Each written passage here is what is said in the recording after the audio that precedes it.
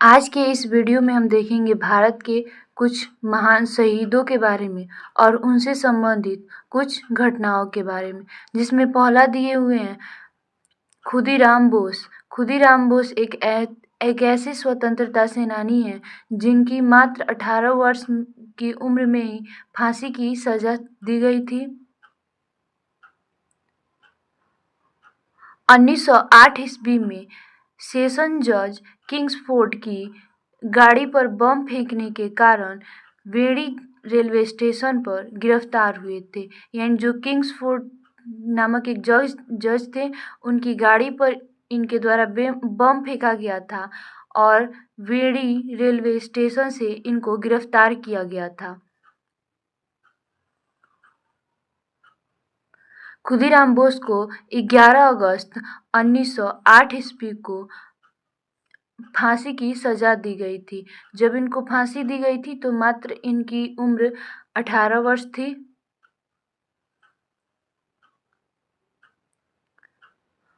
अगला दिया हुआ है राजेंद्र लाहिड़ी। राजेंद्र लाहिड़ी इनके द्वारा दक्षिणेश्वर बम कांड हुआ था तथा काकोरी कांड, गाड़ी डकैती कांड के सिलसिले में इनको गिरफ्तार हुआ था।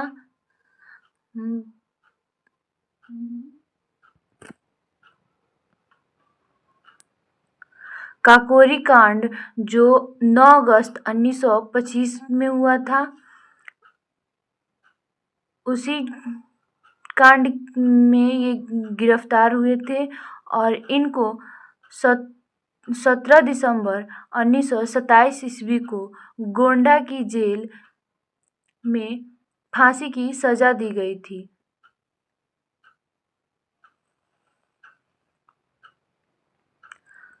अगले दिए हुए हैं राम प्रसाद बिस्मिल। मैनपुरी षड्यंत्र एवं काकोरी कांड, जिसमें राजेंद्र लाहिड़ी भी शामिल थे, का योजनाकार थे। जो राम प्रसाद बिस्मिल थे, ये काकोरी कांड के योजनाकार थे। इसी कांड में बंदी बनाए गए थे। राम प्रसाद बिस्मिल को 19 दिसंबर 1927 ईस्वी को गोरखपुर जेल में फांसी की सजा दी गई थी। यानी जो राम प्रसाद बिस्मिल थे, उनको 19 दिसंबर 1927 को गोरखपुर जेल में फांसी की सजा सुनाई गई थी। अगले हैं अशफाक उल्ला खां। अशफाक उल्ला खां भी काकोरी कांड से संबंधित एक व्यक्ति हैं, जो 19 अगस्त 1925 ईस्वी को काकोरी डाक गाड़ी डकैती केस के अभियोग में बंदी बनाए गए थे। यानी ये भी काकोरी कांड से ही संबंधित व्यक्ति हैं और इनको भी उसी डकैती केस के सिलसिले में गिरफ्तार किया गया था। इनको 19 दिसंबर 1927 ईस्वी को फैजाबाद जेल में फांसी की सजा दी गई थी। यानी इनको जो फैजाबाद जेल में 19 दिसंबर 1927 ईस्वी को फांसी की सजा सुनाई गई थी। अगले हैं उधम सिंह। उधम सिंह 23 मार्च 1940 ईस्वी को सर माइकल ओ डायर को कैक्सटन हॉल लंदन में गोली मारने के कारण गिरफ्तार किया गया था। यानी जो उधम सिंह थे, उनको सर माइकल ओ डायर को गोली मारने के केस में गिरफ्तार किया गया था लंदन से। इनकी फांसी जो थी वो 31 जुलाई 1940 ईस्वी को पेंटनविले जेल में फांसी दी गई थी।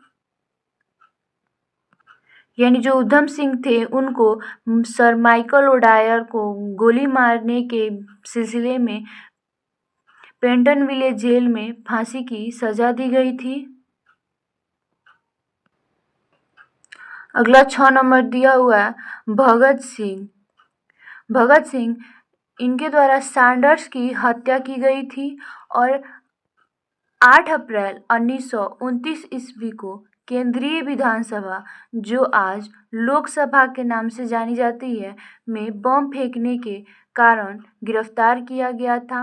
यानी जो भगत सिंह थे उनके द्वारा सैंडर्स की हत्या की गई थी। साथ ही 8 अप्रैल 1929 को केंद्रीय विधानसभा में बम फेंका गया था, जिसके द्वारा भगत सिंह को गिरफ्तार किया गया और सैंडर्स की हत्या के केस में मौत की सजा हुई थी तथा 23 मार्च 1931 को फांसी पर चढ़ाकर शहीद किया गया, मतलब शहीद हुए थे 23 मार्च 1931 ईस्वी को। अगले दिए हुए हैं सुखदेव। सुखदेव सैंडर्स की हत्या के केस में मौत की सजा हुई थी। यानी सुखदेव थे वो भगत सिंह के साथ मिलकर सैंडर्स की हत्या किए थे। इनको भी सैंडर्स की हत्या के केस में मौत की सजा दी गई थी। 15 अप्रैल 1929 ईस्वी को इनको गिरफ्तार किया गया था। जो सुखदेव थे उनको 15 अप्रैल 1929 को गिरफ्तार किया गया था। वहीं इनको 23 मार्च 1931 ईस्वी को भगत सिंह के साथ ही फांसी दे दी गई थी। जो सुखदेव थे उनको फांसी भगत सिंह के साथ ही दिया गया था 23 मार्च 1931 को। आगे दिए हुए हैं 8 नंबर राजगुरु। राजगुरु इनके द्वारा 17 दिसंबर 1928 ईस्वी को सैंडर्स की हत्या में भाग लेने के कारण, मतलब जो राजगुरु थे वो भी सैंडर्स की हत्या में भाग लिए थे। मतलब सैंडर्स की हत्या में भाग लेने के कारण 30 दिसंबर 1929 ईस्वी को पूना में एक मोटर गैराज में गिरफ्तार हुए थे। जो राजगुरु थे वो पूना में गिरफ्तार हुए थे एक मोटर गैराज से। राजगुरु को भी 23 मार्च 1931 ईस्वी को केंद्रीय जेल लाहौर में भगत सिंह और सुखदेव के साथ फांसी दे दी गई थी। यानी जो राजगुरु, सुखदेव और भगत सिंह थे कि इन तीनों को 31 मार्च 1931 को ही फांसी की सजा दी गई थी, फांसी हुई थी। आगे दिया हुआ है 9 नंबर बटुकेश्वर दत्त। बटुकेश्वर दत्त जो थे वो भगत सिंह के साथ केंद्रीय असेंबली में बम फेंकने के आरोप में गिरफ्तार हुए थे। यानी जब भगत सिंह केंद्रीय असेंबली में जब बम फेंके थे उस समय उनके साथ बटुकेश्वर दत्त भी शामिल थे। बटुकेश्वर दत्त को आजीवन कारावास का दंड दिया गया था, क्योंकि ये केवल उसमें भगत सिंह का साथ दिए थे, उसके कारण उन्हें आजीवन कारावास का दंड मिला था। आगे 10 नंबर दिया हुआ है चंद्रशेखर आजाद। चंद्रशेखर आजाद को काकोरी डाकगाड़ी डकैती केस के मुख्य अभियुक्त माना जाता है और अंग्रेजी सरकार के द्वारा इन्हें जिंदा या मुर्दा पकड़ने के लिए 30,000 रुपये पुरस्कार की घोषणा की गई थी। यानी जो चंद्रशेखर आजाद थे वो काकोरी कांड षड्यंत्र के मुख्य अभियुक्त माने जाते हैं और सरकार ने इन पर 30,000 रुपये का पुरस्कार दिया था ताकि इनको जिंदा या मुर्दा कैसे भी पकड़ा जाए। 27 फरवरी 1931 ईस्वी को अल्फ्रेड पार्क इलाहाबाद में शहीद हुए थे। जो चंद्रशेखर आजाद थे वो 27 फरवरी 1931 ईस्वी को अल्फ्रेड पार्क जो इलाहाबाद में है वहाँ शहीद हुए थे। आगे दिया हुआ है 11 नंबर मास्टर अमीचंद्र। जो मास्टर अमीचंद्र थे वो दिल्ली षड्यंत्र के मुख्य क्रांतिकारी अमीचंद्र को फरवरी 1914 ईस्वी में वायसराय लॉर्ड हार्डिंग की हत्या करने के आरोप में बंदी बनाया गया। जो मास्टर अमीचंद्र थे उनको 1914 ईस्वी में वायसराय लॉर्ड हार्डिंग की हत्या के आरोप में बंदी बनाया गया था और 8 मई 1915 ईस्वी को इनके 4 साथियों के साथ इन्हें फांसी की सज़ा दे दी गई थी। यानी जो इनको फांसी की जब सज़ा दी गई थी तो इनके साथ इनके 4 और साथी भी शामिल थे। आगे दिया हुआ है 12 नंबर अवध बिहारी घोष, जो दिल्ली षड्यंत्र केस एवं लाहौर बम कांड के आरोप में फरवरी 1914 ईस्वी में बंदी बनाए गए थे। यानी जो अवध बिहारी घोष थे वो दिल्ली षड्यंत्र केस और साथ ही लाहौर बम कांड के आरोप में फरवरी 1914 ईस्वी में बंदी बनाए गए थे। इनको 8 मई 1915 ईस्वी को फांसी दी गई थी। यानी जो अवध बिहारी घोष थे उनको 8 मई 1915 ईस्वी में फांसी की सज़ा दी गई थी और फरवरी 1914 में इनको बंदी बनाया गया था। आगे दिया हुआ है 13 नंबर मदन लाल घिंगरा।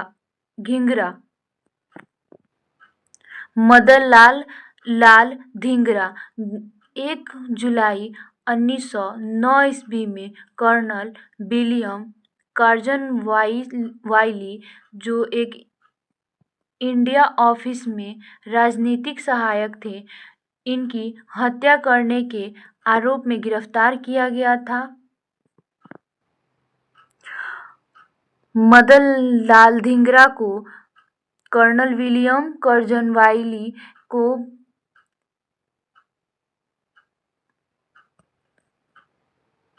वाइली की हत्या करने के आरोप में 1 जुलाई 1909 ईस्वी में गिरफ्तार किया गया था और 16 अगस्त 1909 में इनको फांसी पर चढ़ा दिया गया था। यानी इनकी मृत्यु 16 अगस्त 1909 ईस्वी में हुई थी। आगे दिया हुआ है 14 नंबर लाला लाजपत राय को साइमन कमीशन का विरोध करने के आरोप में पुलिस के द्वारा पाशविक लाठी प्रहारों के कारण इनकी मृत्यु हुई थी। यानी जो साइमन कमीशन था उनका विरोध किए थे लाला लाजपत राय, जिसके द्वारा पुलिस के द्वारा उन पे लाठी का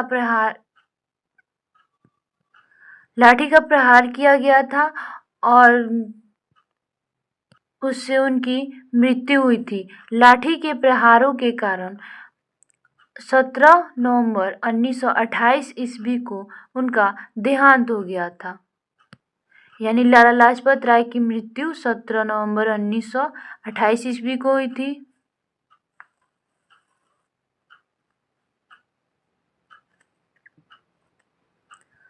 आगे दिया हुआ है 15 नंबर सुभाष चंद्र बोस 21 अक्टूबर 1943 ईस्वी को सिंगापुर में आज़ाद भारत के अस्थायी सरकार की स्थापना की घोषणा की थी तथा जापानी सेना की सहायता से अंडमान और निकोबार द्वीप समूह पर अधिकार करते हुए 1944 ईस्वी में भारतीय सीमा के इम्फाल क्षेत्र में प्रवेश किया था। यानी जो सुभाष चंद्र बोस थे उनके द्वारा इम्फाल के क्षेत्र में 1944 ईस्वी में भारतीय सीमा के इम्फाल क्षेत्र में प्रवेश किया गया था और 21 अक्टूबर 1943 को सिंगापुर में आज़ाद हिंद फौज की स्थापना हुई थी सुभाष चंद्र के द्वारा।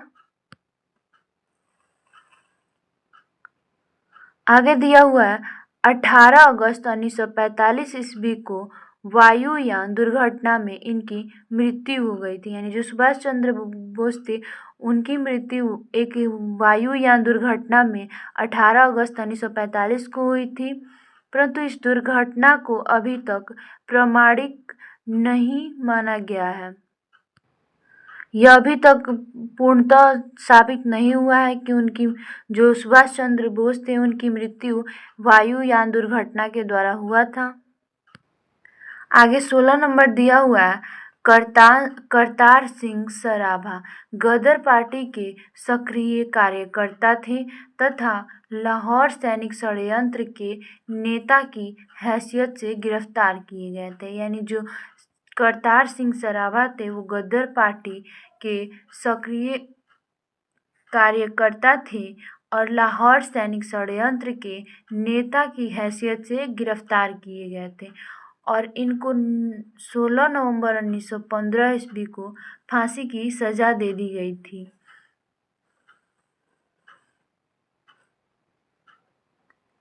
आगे 17 नंबर दिया हुआ है व्रज किशोर चक्रवर्ती। जो व्रज किशोर चक्रवर्ती थे उनको मिदनापुर के जिला मजिस्ट्रेट वर्ज पर गोली चलाने के आरोप में 2 सितंबर 1933 ईस्वी को गिरफ्तार कर लिया गया था। यानी जो व्रज किशोर चक्रवर्ती थे उनको एक मिदनापुर के जिला मजिस्ट्रेट थे वर्ज जिन पर गोली चलाने के आरोप में 2 सितंबर 1933 ईस्वी में गिरफ्तार कर लिया गया था और साथ ही 26 अक्टूबर 1934 ईस्वी को फांसी पर चढ़ा दिया गया था। यानी जो व्रज किशोर थे उनकी मृत्यु फांसी पर चढ़ाने के कारण 26 अक्टूबर